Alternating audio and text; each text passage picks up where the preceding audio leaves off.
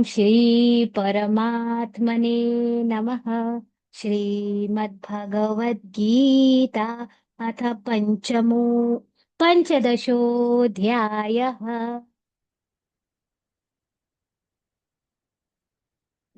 श्रीभगवानुवाच ऊर्ध्वमूलमधः शाखम् अश्वत्थम् प्राहुरव्ययम् छन्दांसि यस्य पर्णानि यस्तं वेद स वेदवित्। अधश्चोर्ध्वम् प्रसृतास्तस्य शाखा गुणप्रवृद्धा विषयप्रवाला।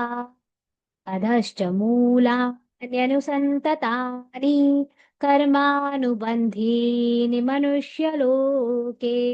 न रूपमस्येह तथोपलभ्यते नान्तो न चादिर्न च सम्प्रतिष्ठा। अश्वत्थमेनं सुविरूढ मूलम् असङ्गशस्त्रेण दृढेन छित्त्वा ततः पदं तत्परिमार्गितव्यं यस्मिन् गता न निवर्तन्ति भूयः।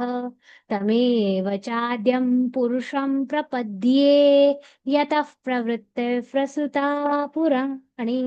निर्माणमोहितसङ्गदोषा अध्यात्मनित्या विनिवृत्तकामा द्वन्द्वैर्विमुक्ता सुखदुःख सञ्चियैर्गच्छन्त्यमूढा पदमव्ययम् तत् न तद्भासयते सूर्यो न शशाङ्को न पावकः यद्गत्वा न निवर्तन्ते तद्धाम परमं मम।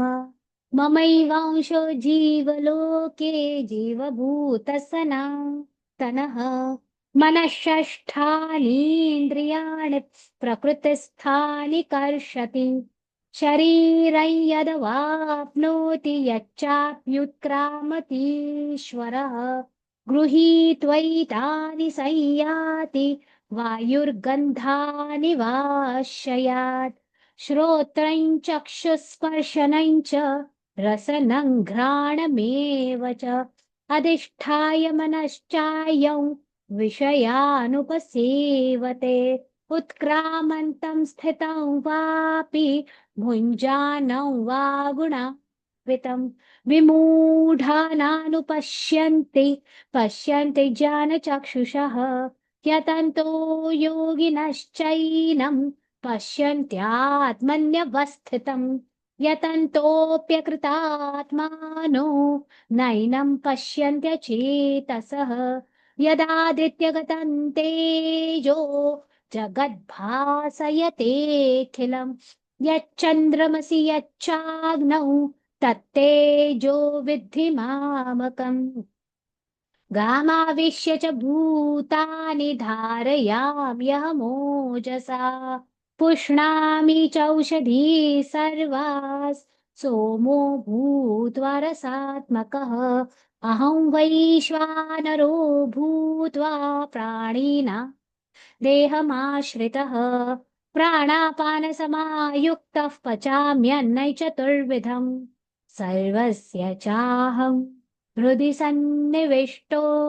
मत्तः स्मृतिर्ज्ञानमपोहनं च वेदैश्च सर्वैरहमेव वेद्यो वेदान्तकृद्वेदविदेव चाहम् द्वाविमौ पुरुषौ लोके क्षरश्चाक्षर एव च क्षरः सर्वाणि भूतानि कूटस्थोऽक्षर उच्यते उत्तमः पुरुषस्त्वन्यः परमात्मेत्युदाहृतः यो लोकत्रयमाविश्य बिभर्त्यव्यय ईश्वरः यस्माक्षरमतीतोऽहम् अक्षरादपि चोत्तमः अतोऽस्मि लोके वेदे च प्रथितः पुरुषोत्तमः यो मामेवमसम्मूढो जानाति पुरुषोत्तमं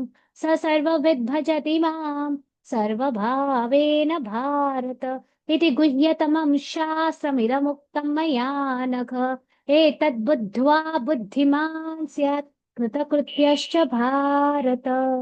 ॐ तत्सदिति श्रीमद्भगवद्गीतासु उपनिषत्सु ब्रह्मविद्यायां योगशास्त्रे श्रीकृष्णार्जुन संवादे पुरुषोत्तमयोगो नाम पञ्चमोऽध्यायः।